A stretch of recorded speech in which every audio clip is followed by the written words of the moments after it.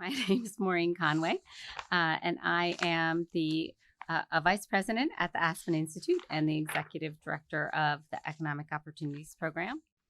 And I am not Shelley Stewart, so I am clearly on the wrong page. Here I am. Okay. So it is my great pleasure to welcome you to today's conversation, How Benefits Make Jobs Better. This conversation is part of the Economic Opportunities Program ongoing Opportunity in America discussion series in which we explore the changing state of economic opportunity in the United States, what it means for workers, businesses, and communities, and idea for change that promotes shared prosperity and advances a more free, more just, and more equitable society. Please also note, we're going to have another event in this series on January 24th. We'll host Nick Romeo, author and journalist at The New Yorker, to discuss his new book, The Alternative, How to Build a Just Economy. So you can register on our website for that, and the link is in the chat for you. For those of you online. And so speaking of those of you online, where most people are, given the dreadful weather here in DC today, let's do a very quick review of our technology. All attendees online are muted, but we very much welcome questions. So please use the Q&A button at the bottom of your screen to submit and upvote questions. We also know that many people in our audience have a lot to share. So if you're online, you can share resources and other ideas in the chat. We love to see sort of what everybody else is working on. Also pleased that we have resources to share today. So if you didn't see them, if you're in the room, they were on the resource table. We just have out our Benefits Beyond Measure. Shelley will be talking about that a little bit later. And I'm happy that our colleagues at Coastal Enterprise also brought some of their resources. And there's another report. I'm sure Betsy will say more about it, but please avail yourself of those resources. Okay. We also will have a feedback. There's a feedback survey on the table as well, and there'll be a feedback survey that pops up for everybody online at the end of the session. We love to get your feedback. Please do give us feedback. And you can also email us at eop.program@aspeninstitute.org. We're always trying to do better, so please let us know what you think. We encourage you to post about this conversation on the social media platform of your choice. Our hashtag is TalkOpportunity. If you have any technical issues, please contact us at eop.program@aspeninstitute.org, or you can use the chat if that still works. We will be recording this event and sharing it via email after the event, and it will be posted on our website. And closed captions are available for people joining online. Please click the CC button at the bottom of your screen. Okay, so today we're talking about workplace benefits. That's non-cash compensation offered to workers, including health insurance, retirement savings, paid time off, like many of us may have recently enjoyed over the holidays, gym memberships, and more. Benefits can play a key role in workers' ability to achieve economic stability and pursue mobility. But our system of benefits, it's kind of patchwork, complicated, and it presents a lot of challenges to a variety of workers and businesses who are, trying to sort of patch things together, and they have widely varying experiences and perspectives regarding the quality and sufficiency of benefits today. So we need to kind of start building a more shared understanding of benefits and the role benefits plays in creating good jobs, to think about how do we address some of these systemic issues in our benefit system? How do we improve issues of equity? And how can we build a system of benefits that allows good jobs for all? So that's what we're hoping to think about today. We have a great panel of folks to dive into all these issues. But before we start, I'm really pleased that we're going to hear about some research our team has been doing. I showed you that brief before on benefits and the challenges workers face accessing them. And it is my pleasure to introduce the director of EOP's Future of Work initiative for the next 4 days at least, Shelley Stewart. And because this is the last event I get to introduce Shelley, at least in that capacity, I do want to thank her for all the work that she's done with the Aspen Institute. Shelley came to the Aspen Institute 6.5 years ago with a freshly minted PhD in sociology from Berkeley. and experience kind of researching issues of technology and how technology is shaping work and the issues facing workers. She brought her brilliance, her research knowledge, her incredible commitment to equity, economic justice, and really just improving human lives to the work she does here at the Aspen Institute. And, she's just made so many contributions. We are so grateful for all the work that Shelley has done. We're so grateful for her collegiality, for the many ways she pitched in, for the odd talents that she revealed at various points along the way, although she never did give us a concert on that accordion, but we'll take a rain check. But she's just done so much for us, for our team. So it's a bittersweet introduction, but we're thrilled that she's going to be joining the Workers Lab to build a participatory research center there. So we're excited about opportunities to partner in new ways. So Shelley, thank you so much, and let me welcome you to the podium. Thank you so much, Maureen. You're not doing the podium, okay. Oh, no, I'm going to stay right here. Thank you for that introduction. It is my last event on behalf of Aspen, but all the more reason to be full of gratitude for all of you for being here, to our panel for joining us. I think it'll be a really great conversation we'll have today. So, as Maureen said, I direct the Future of Work initiative at the Aspen Institute Economic Opportunities Program, and our team has worked for several years, but especially for the last year, on really understanding how workplace benefits can contribute to job quality and uplift workers, provide them with better lives, more security for their lives, their families, and their futures. And so what I'll be sharing to start us off is some findings from some focus groups that we did with workers. And these were done at 4 different small businesses around the country, representing both in-person and remote workers with incomes ranging from about $20,000 a year to $200,000 a year, and coming from a whole range of racial, ethnic, and gender identities, as well as a range of family structures. So single folks, married folks, families with young children, families with older children. So to really capture kind of all of the different life stages that people are at as they're working. And we talked with them about the benefits they receive. What do they receive? What gaps are there? And what are their experiences? And a real interest was in how specific administration choices that businesses can make a difference.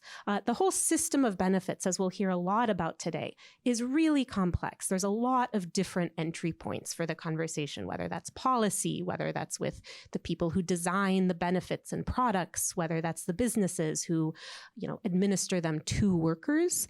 And so we were focusing on that last piece. And so that's what I'll share a bit about to ground us in the comments and challenges of those workers that we talked to. And so one thing we found that, what works, what's going well, is that by and large, the vast number of workers really appreciated their HR departments and the human connections they were able to have. So regardless of the systems and as challenging as certain benefits may have been, people appreciated the human connections and having a place to turn. They found the people employed by their employer to help them were awesome, good, kind, were all words that were used repeatedly. Folks appreciated being able to have a conversation, even when things were hard and even when there wasn't an answer or a good or favorable answer. People appreciated being able to engage and feeling like they were able to talk to a person and a person who understood their situation and their employer.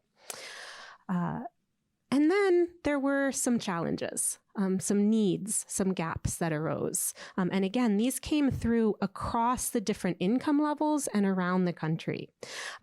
And the biggest was that the systems tend to be really complex and even within an employer, really numerous. People felt that there were different systems for health insurance, for paid time off, for retirement planning, and for other benefits when those were offered. And that there wasn't a single place to find the information about these different offerings. People described navigating all of these different landscapes as a second job in order to utilize the benefits that were rightfully theirs as part of their compensation and that their employers were paying for. But that getting from being offered it to being able to really utilize it felt like a huge hurdle to folks. People said things like, I'm not even really exactly sure what's offered. I kind of know it's there. That wasn't very helpful to them. They couldn't utilize those benefits. And others said, I really wish there was a clearer way to get the information about exactly what our benefits are and how I personally can use them. People also spoke about having conflicting information in different places. They may go to one portal and hear one thing. They may go to an employee handbook and read another thing, and that was challenging. And when then they went to the HR folks who they spoke so highly of, those people felt burdened by how many of these questions they were getting. And so that complexity was a real challenge. And then the second thing that almost every group that we ran spoke about was a desire for more input and transparency into decisions about what benefits are offered and how eligibility is set up. So one person said, I've never been provided with the opportunity to give my input for the type of benefits offered to us. Another said, I think this is the first time that I've been asked in recent memory to give my opinion about my benefits. And that was said about the research focus group that we were doing. Folks suggested potentially having surveys where they could express interests in different benefits and priorities that they had. And others spoke about potential for involvement in decision-making, such as being able to vote on different benefits, different providers for the benefits that they received.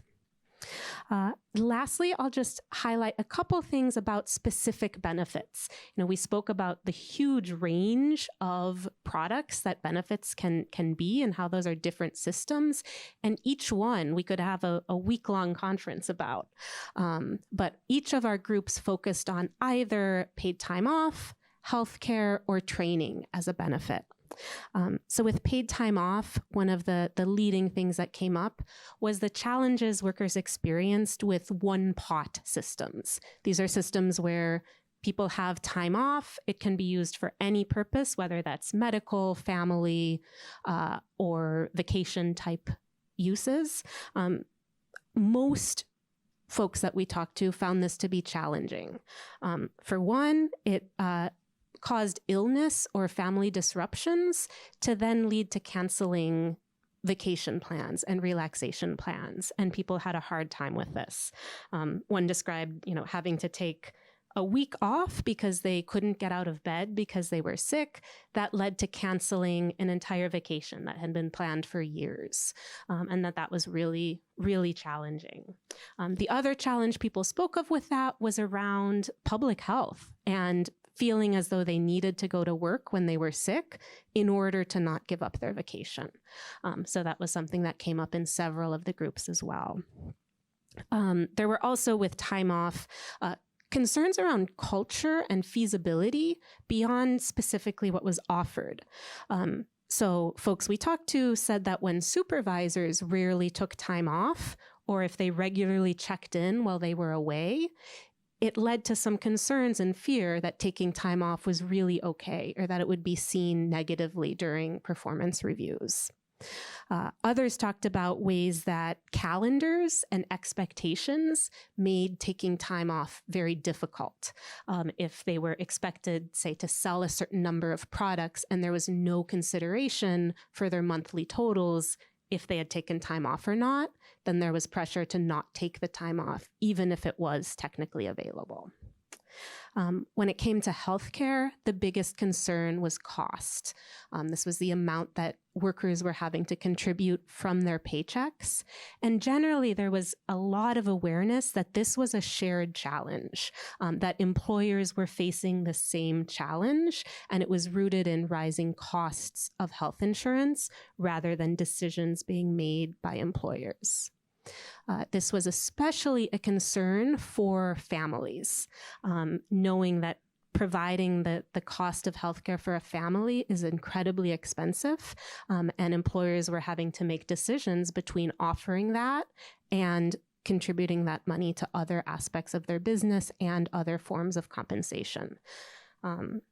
And then lastly, with training, some of the challenges here really resonated with work done by Economic Opportunities Programs Upskill around the challenges of a reimbursement model and the need for more clarity around pathways and how training leads to better outcomes for workers. So please check out our report for more information and insights into this. But we get to transition a bit and take a broader perspective. So, those were some findings from a handful of workers around the country at 4 businesses. And now we get to hear from an entire panel with some really diverse perspectives to kind of broaden the aperture about this conversation around benefits. So it is an honor and privilege to have all of you on our panel today. I'll put names to faces here, but please check out all of these folks' bios on our webpage. They're far too impressive to summarize here, but we have Betsy Beeman, CEO of Coastal Enterprises, Inc., and you're located up in Maine. Then we have Tanya Hallett, Vice President for People Experience Technology at Amazon Stores. Then we have Emily Martin, Chief Program Officer for the National Women's Law Center. And then on the end, we have Dr. Angie Kim, President and CEO of the Center for Cultural Innovation, here today with us from California. So to start the conversation today, I'd like to ask each of you to just introduce yourself in your own words, tell us a little bit about what you do, and share your perspective about why this conversation on benefits is important. And Tanya, I'm going to start with you. Oh, sure. Hello. Okay. Hello. Well, it is certainly a pleasure to be here with you all. As you said, I work for Amazon with Amazon Stores. I'm the Vice President of People Experience and Technology, also in some ways known as Human Resources. Amazon Stores is primarily our global retail business that houses everything we do to deliver for you all a plethora of products and services. We are extremely customer obsessed, and it includes everything from our grocery business, our healthcare business, as well as the Amazon.com that I hope that you all engage with. I've been with Amazon for about 3 years, just over. And prior to that, I was in automotive for most of my career with General Motors. And throughout my career, I've worked in hourly employment, labor relations. I've worked globally. I've been a part of local and national negotiations. And just with both employers, just really privileged to be at this intersection where employees and employers get to really impact an individual, their lives, and quite frankly, their community. Really, really proud and feel privileged to be here with you all representing Amazon. This conversation around employee benefits is crucial for us. We are customer obsessed. We are also employee obsessed. And we believe that in order to recruit and attract great people, great talent, we need to be able to offer great jobs that have great benefits.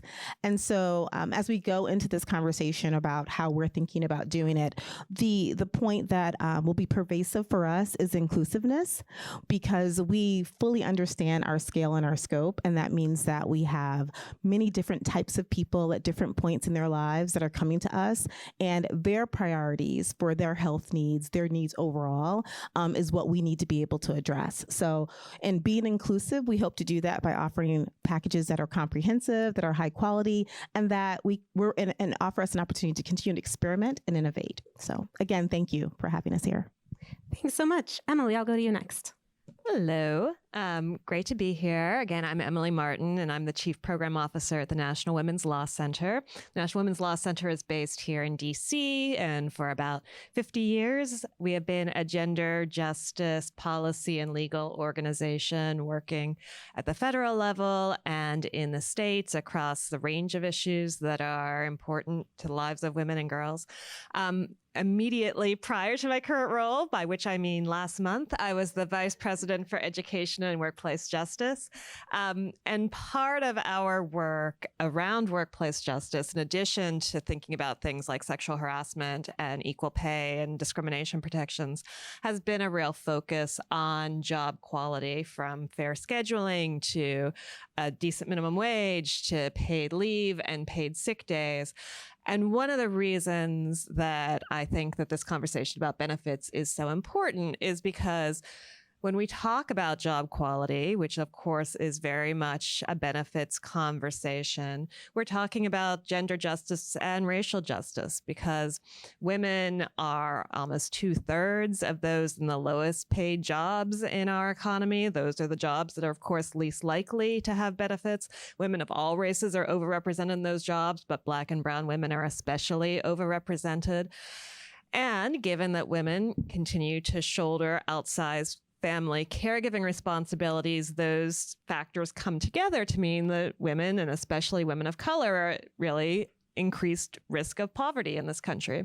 And so when we talk about things like paid leave and retirement benefits and comprehensive affordable health insurance, one of the things that we are talking about is how to end that, how to change that, how to really move forward in creating an economy that is more equitable and that works for everybody and gives everybody a fair shot. So I'm really glad to be in conversation with all of you today.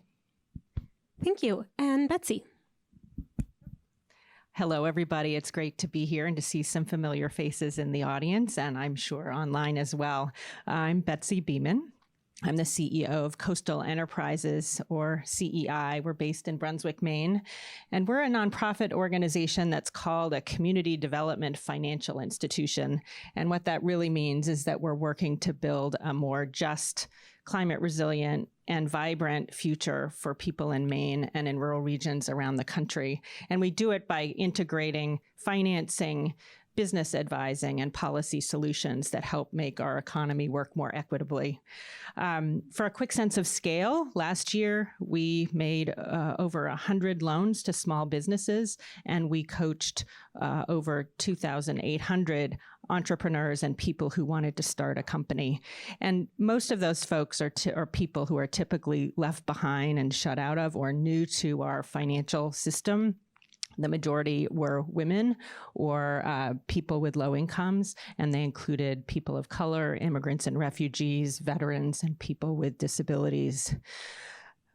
I think it's part of the reason it's important that we're here on the panel is that over half of Americans work for small businesses. The average size of a business that we work with is 7 employees. So if we can't make a dent in figuring out how small businesses can provide good jobs and including benefits, then we're not going to really be able to address this issue across the country. An approach that we've used working with small business is a framework that we call our Good Jobs Framework. And I'll just give a little information about it. That's what's on the little handout that's on the table, or I think in the chat for folks who are remotely participating. It's a sort of a scorecard and a set of tools that we use to assess the quality of jobs at a particular small business, and it really provides a foundation or a basis for our work with them. We look at several factors, do the frontline workers in that small business, are they paid a living wage? And we use the MIT living wage calculator for every county in the country to figure that out. Secondly, sort of basic benefits, and we focus on paid time off, health benefits, and retirement savings, because it's important to build wealth as well as decent incomes. And third, a fair and engaging workplace, which for us includes schedule notice, which I'll talk about a little bit later, the importance of that, a sort of an annual assessment process that enables someone to get an increase in wages over time, as well as access to skilled training. And so last year we worked with over 90 businesses, helping them improve different aspects of their jobs.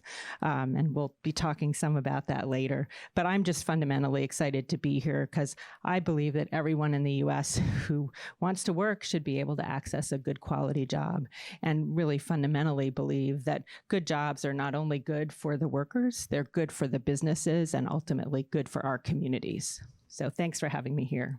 And I'll be waiting to hear the accordion playing at the end. I'll just whip it out from behind me. Doesn't take up a lot of room. There you go. And last but not least, Angie. Hi, I'm happy to be here. I'm Angie Kim. I'm the president and CEO of the Center for Cultural Innovation. We're headquartered in Los Angeles, but we work nationally and in the U.S. territories. Our focus historically, since the nonprofit's founding, has been to support artists in our community. And under my leadership, we've really broadened the lens of what we mean by creatives in our workforce. So solo entrepreneurs who might be anything from architects to tattoo artists who are running their own businesses. So solo entrepreneurs, gig workers, people who don't maybe get a paycheck in a traditional way. Certainly that means they are also outside of traditional employment arrangements, wherein therefore they are also lacking in benefits and protections. And so one of the things that we have started to embark on just a couple years ago is to really try to build relationships with a lot of different movement and nonprofit intermediary leaders of gig workers across all different sectors. And one of the things that we've learned is that artists show up in every sector. They are domestic workers, they are agricultural workers, they are migrant workers, they are also neurodiverse and diverse in terms of disability and abilities, which puts them sometimes in unconventional work and income arrangements. So all of that just to say that one of the things that really happened during COVID was we all became collectively aware of how much we depend on all these independent types of workers as essential, and who also fall outside of our systems of providing social safety net protections. And so protections that provide legal recourse against discrimination or wage theft, all the way to the kinds of benefits that employees, full-time employees, really are able to take advantage of to accrue paid leave, accrue retirement savings, sometimes also comes with financial literacy benefits, which again, people who are gig employed, under the table, or just working independently would love to have access to all of those kinds of things. When every worker can actually access those kinds of benefits and protections, our argument is our collective economy is more stable and secure. And so my voice, I think, is here to represent that of the gig worker. Great. I'm so glad we have so many different perspectives to learn from and hear perspectives and insights from. And Emily, I'd like to start with you as we dive into some of the current challenges and opportunities. So could you talk to us about the role of policy in the area of workplace benefits and some of the trends that you see around the country? Sure. Well, at a basic level, policy is so important because really what working people need is remarkably consistent across industry, across employment type, across income.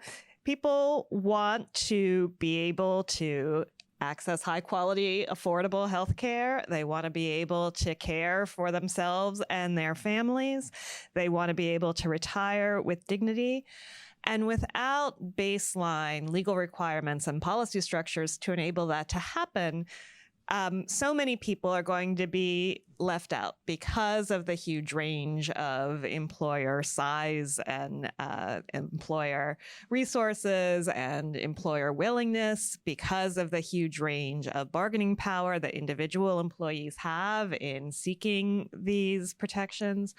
It's also the case that without policy, a lot of the solutions that are available are just going to fall short. So, for example, when we think about paid leave, employers can and do provide paid leave on their own, but for this to really be a comprehensive, widely available program that every worker can access, whether they're a gig worker or whether they're a traditional employee, and regardless of whether it's a small employer or a large employer, you really need something more like a social insurance system that everybody pays into and can draw from. It isn't really a thing that is fixable on an employer by employer level. Similarly, that's why the Affordable Care Act was so important in creating the exchanges and Medicaid expansion and suddenly making health coverage much more available outside the traditional employer-employee relationship and not having it all turn on the particular circumstances of your employer. So policy is really important for creating benefit solutions that work and that work at scale. And it's really important that we do that for some of the reasons that I already started to talk about, that when we're looking at lower paid jobs, at the jobs in the lowest paid quarter of our economy, these are the jobs where there is especially limited access to benefits now. Only about 14% of workers in that lowest quarter of the economy have access to paid leave, for example. When we look at paid sick days, if you look at the very, very lowest paid jobs, the lowest 10th, a majority of folks have not a single paid sick day. It's a similar story with retirement benefits and with employer provided health coverage.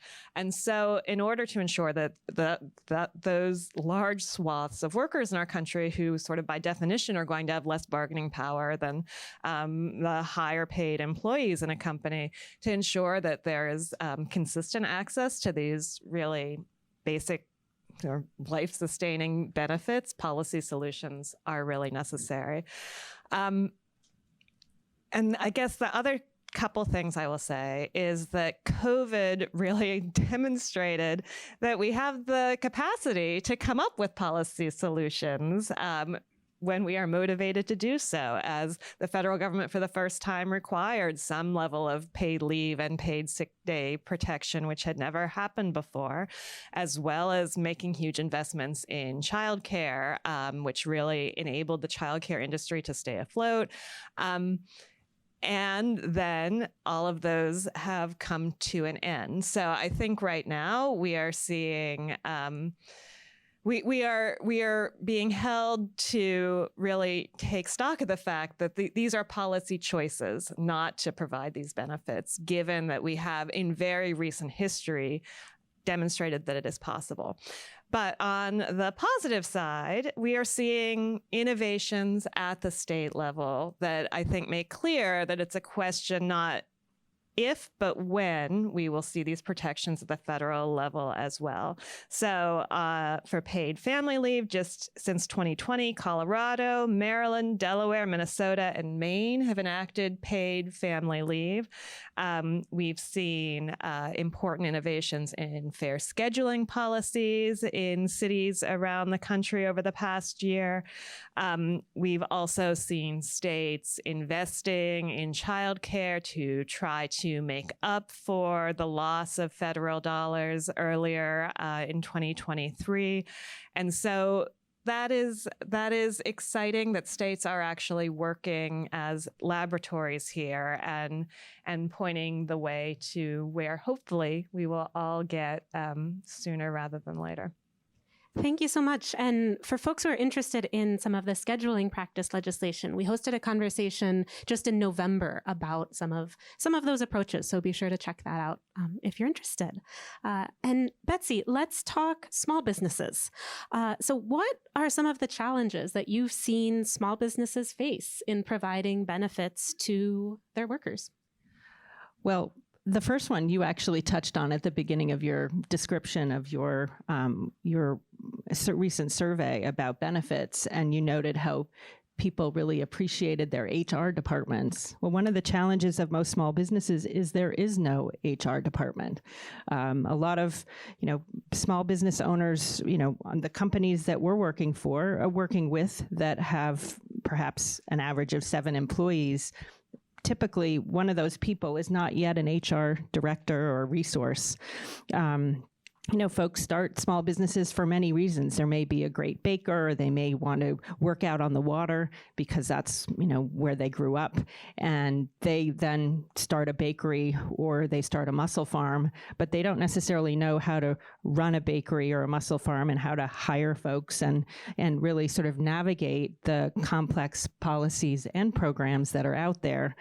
So, and what we find is that actually most small businesses in rural regions, anyway, they'd like to offer decent benefits to their employees. Their employees are often their neighbors, their community members, their kids go to school together.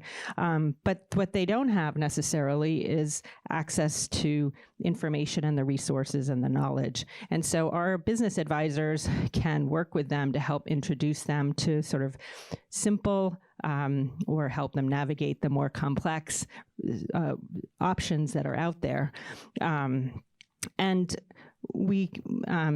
then as they start, then they realize, oh, that's actually not so hard, or, oh, that's actually not that expensive. And then over time, as their business grows, as they have, frankly, more revenues and start to earn profits, they're able to add on. And they see the connection between the benefits and job qualities that they're offering and the productivity of their workers and how that benefits both their employees as well as their business. The second obvious challenge is cost, but in some cases it's also perceived cost, not necessarily actual cost. There's a cost to not providing good jobs and good benefits, and that is typically high turnover, vacancies on your staff, not being able to achieve your business plan as a result. And we've actually developed a tool that helps an employer figure out what the actual cost of their turnover is, and then to say, okay, how could you use those resources differently to invest in better quality jobs that then help your company to thrive? So how do we help small businesses around this? We help them to configure benefits that they can afford today, and then as their company grows and is more profitable, to add more. Perhaps a startup business can't provide access to health insurance, but maybe they can provide a stipend using the Qualified Small Employer HRA. And that's something they can budget and dedicate before tax money to on a monthly basis. They say, okay, we can provide $50 or $100 per employee, and then that employee can use those resources to either cover the costs of being on their spouse's plan or to reimburse health-related expenses. And again, over time then, perhaps as that business grows and they can provide more sort of comprehensive health insurance. There are other benefits, and I think you mentioned them, like schedule notice, that really cost almost nothing in most cases, but can have real financial and non-financial benefits for folks. Providing 2 weeks of schedule notice enables a worker to plan for their childcare or their elder care, their transportation in ways that can save them money and reduce stress. If it's their second job, it helps them figure out how much time will they have available for their other job. If their job has a variable schedule, it helps them budget and figure out, okay, I know how much I'm going to earn over the next 2 weeks. That helps me to organize my life. And then for the employer, it can help them to improve employee retention as well as be part of their recruitment for new workers to say, gee, we provide X, Y, and Z and 2 week schedule notice. Great. And then on the other side of the business size spectrum, Tanya, Amazon is one of the largest companies in the world. So could you give us a little more insight into what it's like providing benefits for such a large and diverse workforce? It is certainly an opportunity, one that we've really enjoyed leaning into, how we figure out how to create diversity of choice and flexibility when we think about being so large and having so many different employees. Working backwards from our customers is how we've gotten to be the company that we are. And so we use that same mental model to work backwards from our employees. And so when I think about some of the challenges, there are many. Some of them have been called out, whether from a policy perspective or, as you mentioned, around choice. But the two that come to mind for me is employees having access and understanding what the benefits are, and then addressing the diversity. So when we think about employees having access, what we do know is that more than half of our employees, especially in our operational fields that come to work for us, have been unemployed or underemployed. And so in that instance, they may never have had an experience with an employer-sponsored benefit program, or it may have been a long time since that. So as you called out in your research, just navigating what are these choices, what are the trade-offs, how should I make the elections, is something that we see as an opportunity for us, because we're investing a lot of research, resources, and dollars in being and having a program that has depth and breadth, right? So it's important that they understand the opportunities. From an inclusive perspective, we have an app that we use to communicate with our employees, corporate employees, as well as our field employees. We know that over 95% of our employees go there as a means to learn about things related to their employment. For an operations or fulfillment employee, they're going to check their schedule out in advance. They're going to check their pay. And so we've now used that as a mechanism to nudge and to remind them during periods of open enrollment, and also to offer nudges around with educational information around how to make benefit elections. Traditionally, and I can recall getting the email or the paper mail that says, go to this website, and then you'll kind of go through prompts to get to a point. We've acknowledged that many of our workers are not going to go do that. So why not go to a place that we know they're going to be super interested in going on a regular basis, which is to that app. So we've been using that, and we've seen a great uptick. We're very optimistic about the engagement that we're seeing and how people are actually taking advantage of the benefits that we're investing in for them. The other piece is diversity. We're certainly talking about, from a U.S. perspective, but we're a global employer. And so when we think about all of the employees that have interests and have priorities and have needs when it comes to benefits, we want to have depth and breadth, as I mentioned before. We have employees that are coming to us, and it's their first professional job. We have employees that are choosing to be with us on a seasonal basis, and so they have certain needs. We have employees that are choosing us as a second career that's kind of later in their life. And so how do we meet those employees and their needs? We have native-born employees. We have foreign employees. And so when we think about all of that, again, it's going deep. It's being really comprehensive. It's choosing to continue to make the investment. We do believe that investing in these benefit offerings is another way of signaling to our employees that their experience, their overall package with us matters for us to retain them. And so that's where we are. The other thing that I love is that we are watching states that are experimenting, because we do believe that sometimes we need to be scrappy. We need to experiment as we're listening to and seeing where there are opportunities, where there are gaps that need to be filled. And we do have, the opportunity, given how broad we are and how many different industries we're operating in, to learn and try some things to see what works. So those are the challenges that we're looking at. Yeah, thank you. Thank you so much. And so we've heard about benefits for employees at small employers, large employers. Angie, what about folks who don't have an employer at all? What can you tell us about the state of benefits for those folks? Paltry at best. So, these are folks that until COVID hit, that the federal government, state governments, municipalities did not even recognize as workers when we talk about gig workers. So they are kind of this invisible workforce by and large, but we all know gig workers. I think when I first entered a professional status and got a job, et cetera, I was in that generation where it was sort of this weird moment where people talked about how my predecessors could stay at a single job, right? A single employer. My generation, younger generations, that is clearly not the case. there is a particular group of people where they will go from employer to employer and they will have benefits at every single one of those jobs. That's great. Unfortunately, that's a pretty homogenous group. And so even for those who are not necessarily gig workers, what is the safety net protection for those who might want more flexibility than going from employer to employer, or if that's just not in their cards? And so for us, what our vision is that we would love to have a country where everyone gets protections and benefits.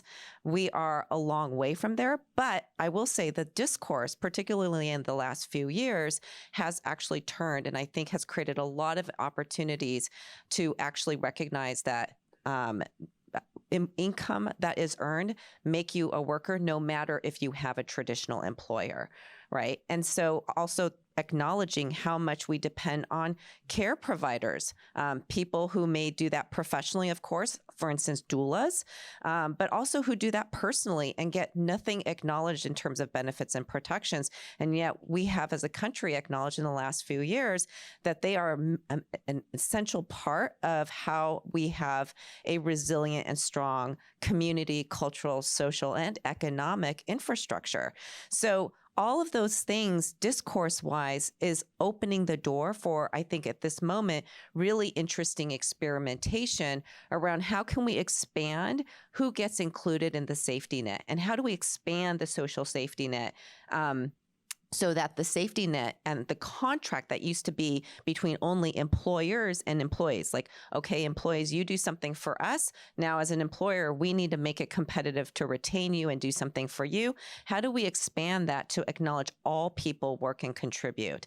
There are, people have mentioned here, there are interesting state level experimentations. I definitely think that's where the juice is right now. I live in a state that has started to experiment with portable retirement benefits. That right now is still conferred to only those who are going from employer to employer and not necessarily for independent workers.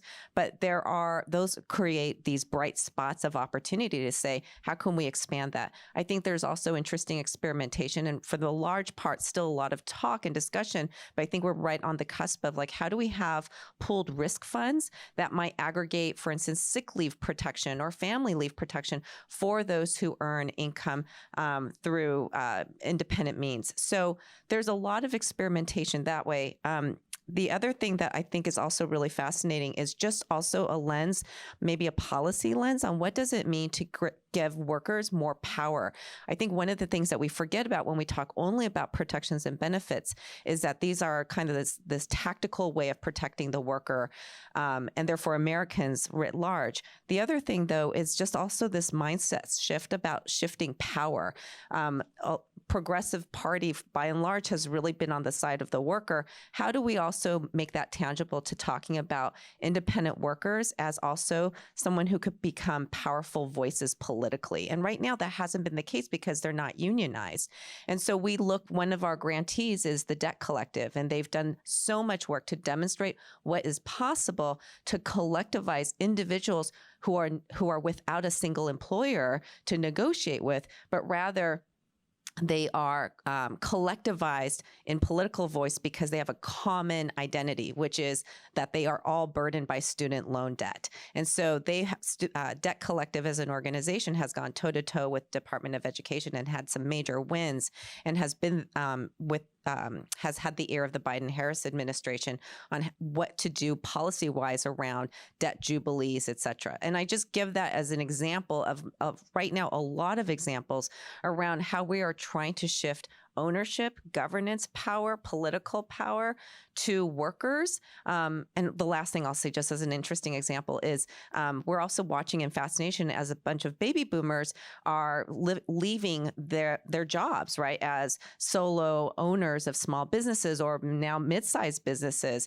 Places like in Minnesota where this is really taken off is how do they exit their ownership to the employees, to the workers? And so I guess I will just end this part to just say that one of the things that when we talk about protections for everyone, and I give you these examples of all of these different kinds of possibilities, what we're really talking about is how do we have companies and workers be better for their communities and create more stability and vibrancy and just basically well-being for everyone. I think all of those examples would create a lot more opportunities for everyone, regardless of the nature of where their income comes from. Great. And that is a great transition to kind of the next section of our conversation around where is their hope? Where is their promise for what's next? So Betsy, coming back to you, could you tell us a story about a business that you've worked with where they were able to add benefits and what that looked like? Sure. So I know one often talks about sort of white collar work in these kinds of environments. A lot of rural businesses are different. And I'll talk a little bit about Short Creek Farm, which is a company that was founded almost 10 years ago by some high school buddies. And it's a farm that produces grass-fed pork and beef. And they sort of are different than some of the other farms in the area in that they also manufacture value-added products like sausages, smoked meats, and dry salami, a lot of which include local or sort of seasonal ingredients, which sort of make them really special and wonderful products. So a couple years ago, we made a $400,000 loan to this small business to open up an USDA standard processing plant in Kennebunk, Maine. So their original company's in New Hampshire, but this processing plant was going to be in Maine.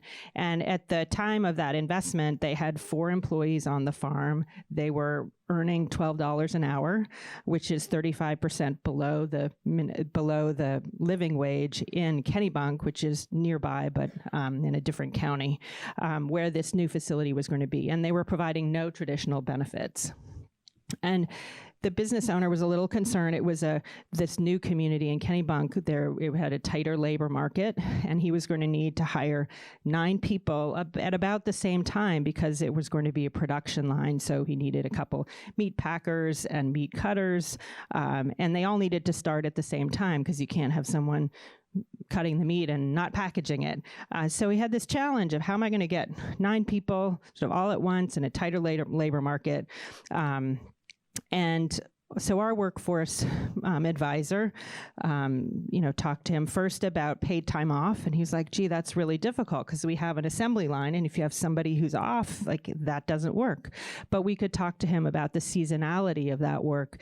They have less work in January and February than the rest of the year. So he realized, okay, I can start by providing paid time off in that sort of downtime of the year, because that's a time when my business can do that. So again, that's not the paid time off that would be all year round, but it gets a company to start to do something that can be meaningful to employees. And that then was, so he actually started that with the farming staff in New Hampshire because it was going to take a while for him to actually to construct the processing plant. So next we talked about, if you're going to start all those folks at once, you're going to need to have a compelling hiring philosophy or sort of recruitment pitch in order to hire these 9 different folks to work. And so what are the ways that, what are some additional benefits that you can provide that will differentiate you, that'll make you be an employer where folks will want to work? And there was, the business plan did show that in that first year and then years going on, he was going to be having revenues and profits that would enable him to start adding benefits. So, and he was very concerned, like any business owner would be concerned, of wanting to make sure that he could add benefits that he could budget and sort of plan for. So we worked with him around starting a simple IRA where he could just put 2% per month for every employee of their salaries. And he was really surprised that, I can plan that, I can budget that. That's something that fits in my business plan. With healthcare, we focused again on options for that where he could budget. So a health reimbursement account where employees would allocate a certain amount of money per month and could select their own health plan. So as of the start of the new facility, he was providing then those 3 benefits, plus he increased the starting wage. He had originally thought he would start at $14 an hour to $19 an hour, which is just short of the living wage in York County. So, those are pretty straightforward conversations to have where you sort of sit down and speak with the small business owner over time. And I can talk about another example, but maybe later. Yeah, possibly later. The Q&A. Running a bit short on time. There's just so much to dive into here. Tanya, could you tell us a bit about some of the benefits that Amazon is most proud of and kind of where you see innovation going forward? Okay, such a great question, Shelley. There are so many that we're proud of. When we think about one of our leadership principles that we introduced in the summer of 21, it is scale and scope bring broad responsibility.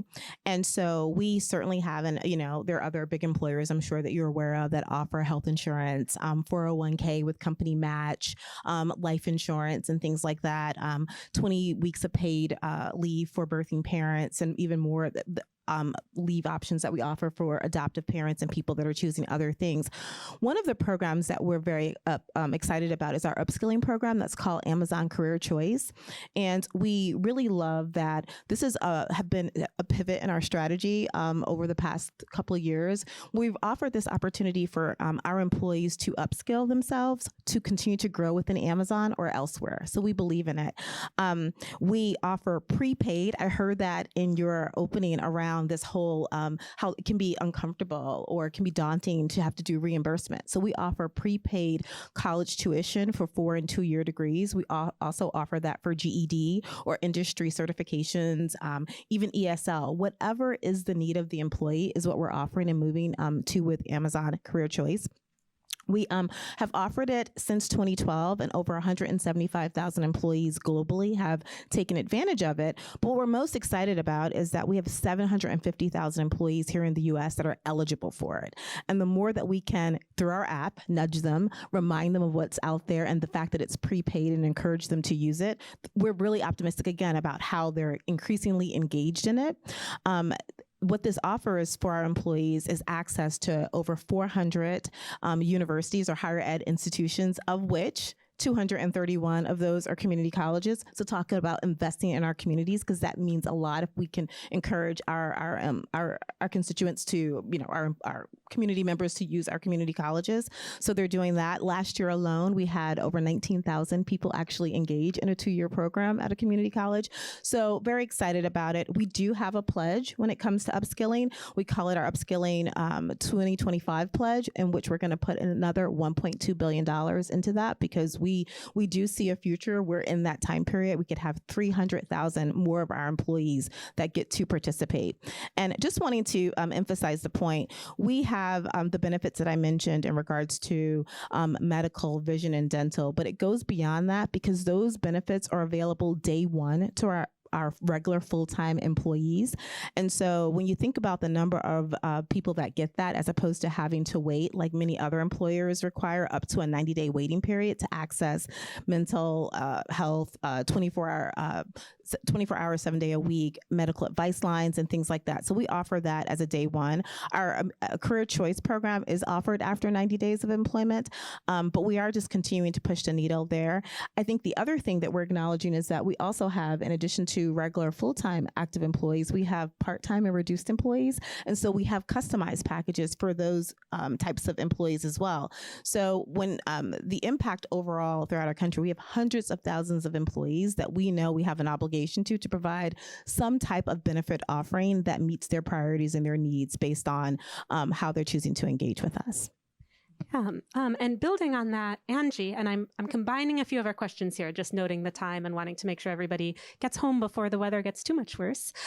But what have you seen to expand around the country to expand benefits towards your vision of everyone having access? And where it hasn't happened, what is it going to take to get there? I'm going to answer the second question first. I think what it's going to take is acknowledging that our workforce has fundamentally changed from the first moments when we were writing laws around how to protect workers and basically inventing the definition of what the social compact is in our country. And so with a more mobile workforce, with technology that allows for app-based work, where there's a constant perpetual creative, or not creative, but tension and struggle around who's employee, who's not an employee, et cetera. All of those things we still have to resolve as a country. And we do want employers to take care of their workers. At the same time, we have to acknowledge that it's going to take everyone, companies like Amazon, large employers, coalitions, membership groups, intermediaries that also are in the interests of small business owners, which a lot of times they are really close to our hearts because we think of every single gig worker as a small business owner. And recognizing that in order to shift the paradigm of what's possible, we actually have to stop looking at what's possible through the lens of like who were enemies and who were friends, right? And so this dichotomy that we sort of sit outside of, where it's like unions versus employers, and where really we should all be talking about like what's just best for everyone, regardless of whether they're an employer or not. So we are looking to form alliances with people who represent small business owners, folks who might be working with contractors and issuing W-9 arrangements, et cetera, all the way to folks who are in survival economics, which is a term that Eat Chicago uses to talk about those who do earn income by recycling aluminum cans. Like there's this whole swath of our society that we really want to be talking about and protecting in a way that we're all working together, because these are people who we all know. So I think the possibility for having fresh conversations is only possible when we can all actually come together and not think of it as a zero-sum type of game. In terms of what's promising, I mean, I think state level experimentation, but I also think that we sit sometimes with legislators in California or New York or even at the federal level, and there is an acknowledgement, although we're not seeing it quite yet in terms of drafted legislation, but we are hearing an acknowledgement from people who are elected officials, et cetera, who are basically like, we're waiting for the opportunity to move forward on some ambitious experiments around how we can expand protections more broadly outside of just employment responsibility. That's exciting for us to hear. It's just been a really frankly awful time to introduce new and innovative things. But I think that pent up restlessness, as long as it continues to stay pent up and there is a workforce agitating for change, it will allow for things like the movement for basic income to start to expand to baby bonds and expanding earned income tax credits. Like there's a whole host of things that are kind of riding on those coattails right now to really shift the conversation and discourse of what's possible. Yeah, thank you so much. And picking up on that thread of legislation, Emily, can you tell us a bit about what we're learning from some of the state and local policies that you've mentioned, as well as areas or things that are happening that might give you concern, and where your thoughts are there?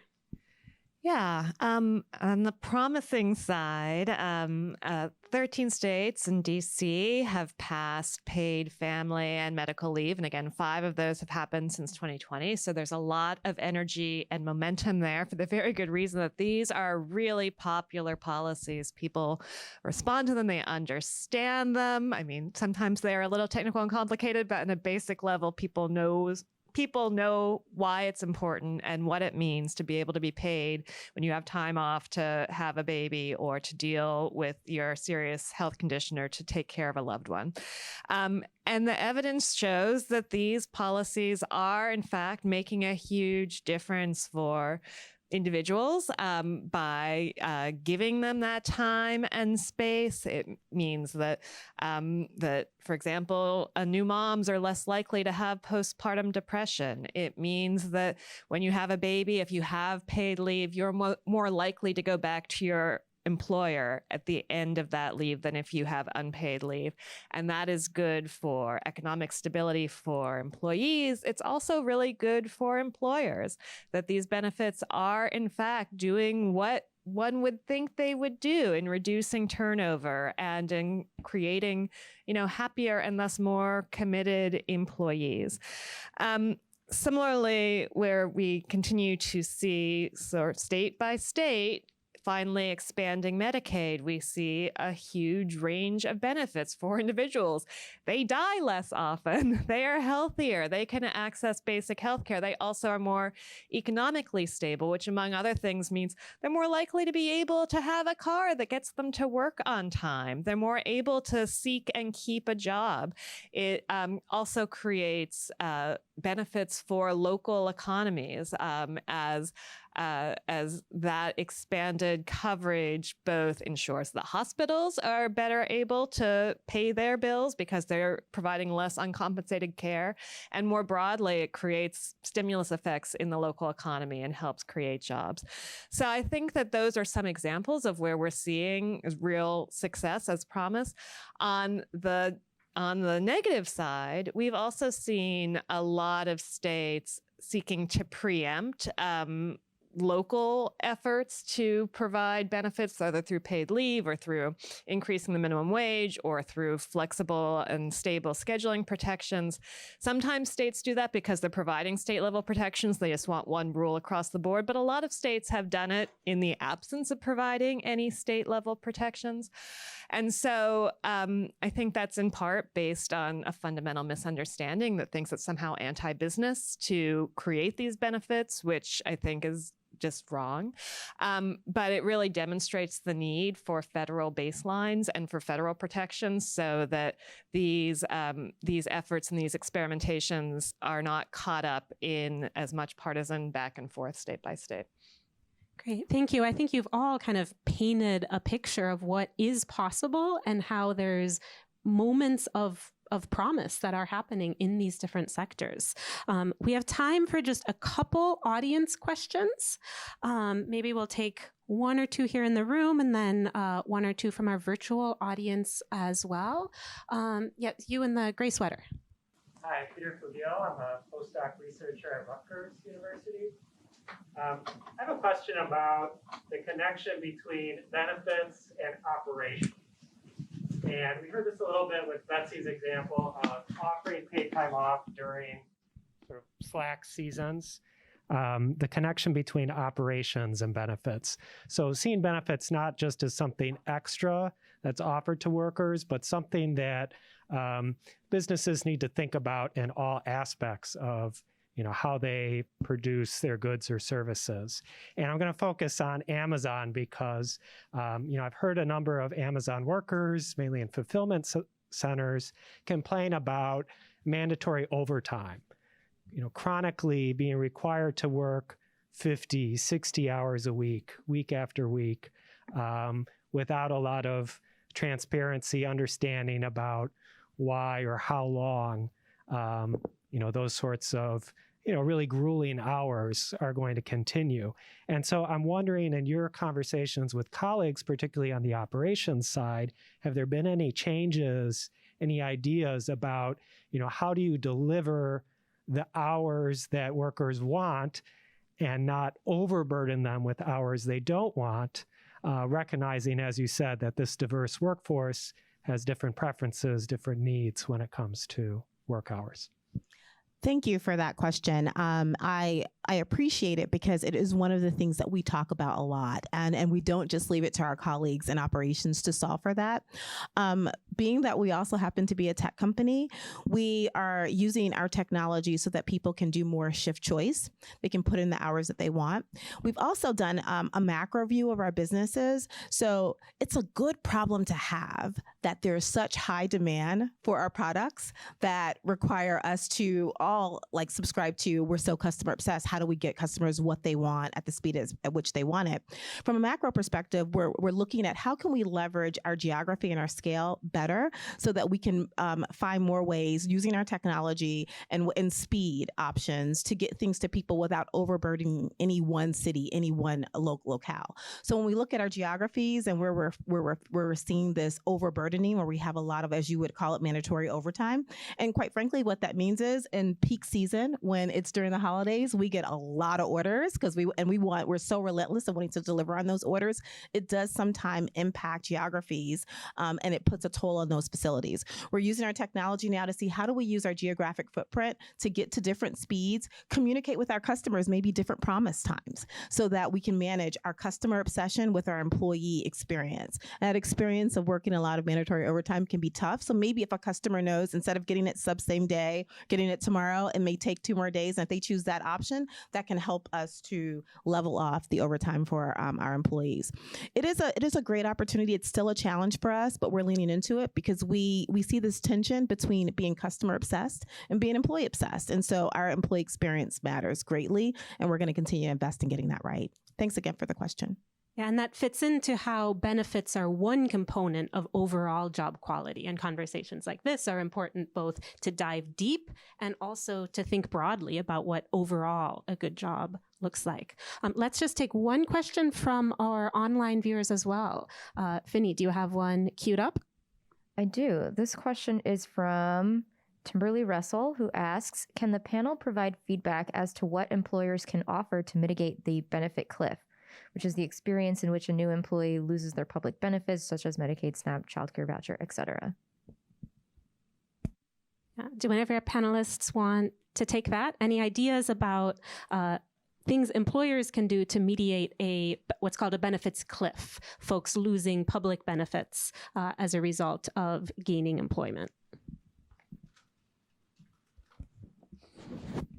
I mean, one of the things, I don't have an answer for what employers can necessarily do specifically, except that if more and more employers are part of the solution for how do we have large pooled funds, for instance, for those who are alternatively working, right, earning income elsewhere. Ideally, by definition, anyone can benefit from those types of safety nets. So imagine, if you will, if we had a place where you leave your employer, your COBRA runs out or whatever it might be that provides a certain degree of protection, and you still have access to maybe some gig work where that would qualify you for some kind of aggregate emergency savings that is pooled among others with your condition, right? So work condition. So those are kinds of things that help ameliorate some of the pressure on employers. Coming up with all of the solutions is, again, one way of trying to create a system that works for everyone.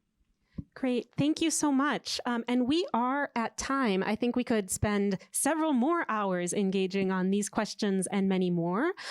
We invite folks in the room to stick around and chat with us a bit if you would like. And I'll just turn it back over to Maureen for some final notes. Thank you all so much for a great conversation. Thank you, Shelley, Betsy, Tanya, Emily, and Angie. This was really fabulous. I kept thinking of that old phrase I attribute to Paul Wellstone while you guys were talking and all your examples. We all do better when we all do better. And I think you all gave great examples of that. So just another reminder on that we'll be on January 24th hosting The Alternative, How to Build a Just Economy, a book talk with Nick Romeo. Also, April 9th and 10th, we'll be hosting the Employee Ownership Ideas Forum with our colleagues at Rutgers Institute for the Study of Employee Ownership and Profit Sharing.